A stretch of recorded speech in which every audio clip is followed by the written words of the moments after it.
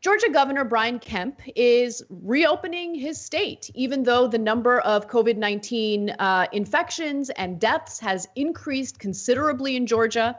And so he wanted to defend his decision to reopen restaurants, nail salons, hair salons, tattoo parlors.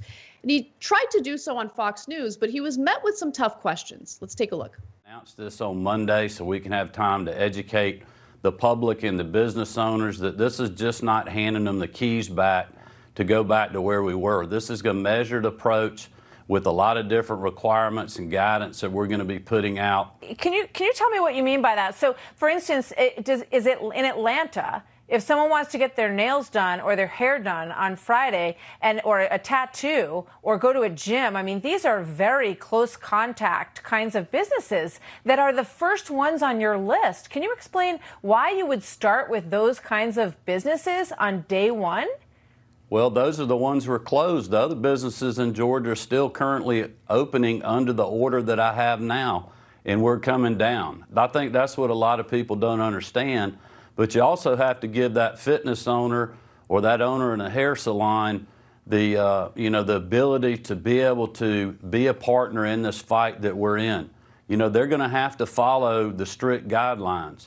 I would tell you that I imagine there'll be people in gyms that'll be a lot safer than they would be going to the grocery store or some of the other places of business that are part of the critical infrastructure that's been designated at the federal level. You know, this is going to take some common sense.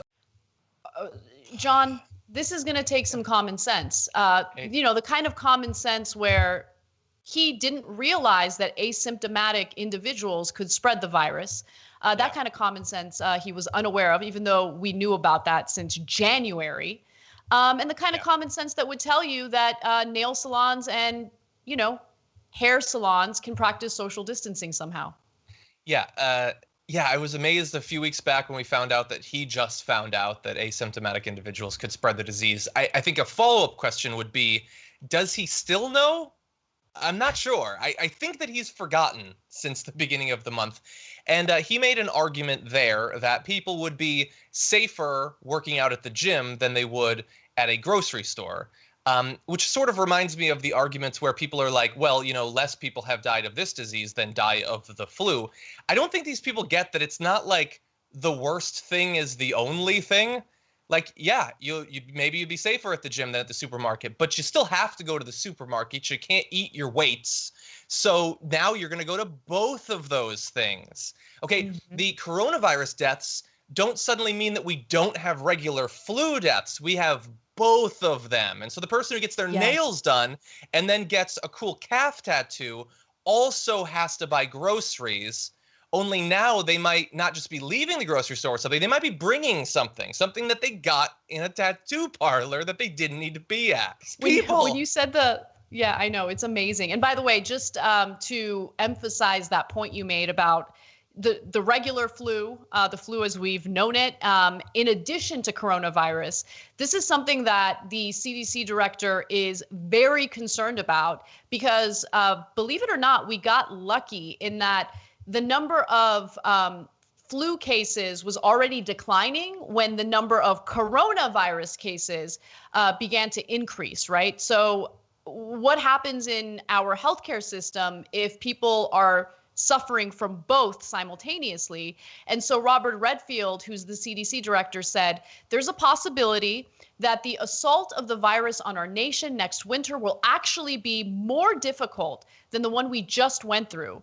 Redfield said that the United States was spared a much worse COVID-19 outbreak because the coronavirus hit the nation when the seasonal flu was already on the decline.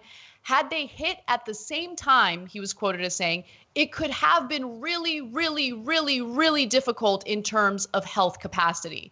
And we do have this for-profit healthcare system where hospitals have decided that it's not profitable to have the number of beds we need in case a pandemic hits. And so we weren't prepared in so many different ways. But luckily, I guess, I mean, this is the silver lining, the number of seasonal flu cases was on the decline when coronavirus became an issue. Thanks for watching The Young Turks. Really appreciate it. Another way to show support is through YouTube memberships. You'll get to interact with us more. There's live chat emojis, badges. You've got emojis of me, Anna, John, JR. So those are super fun. But you also get playback of our exclusive member-only shows and specials right after they air. So all of that, all you gotta do is click that join button right underneath the video. Thank you.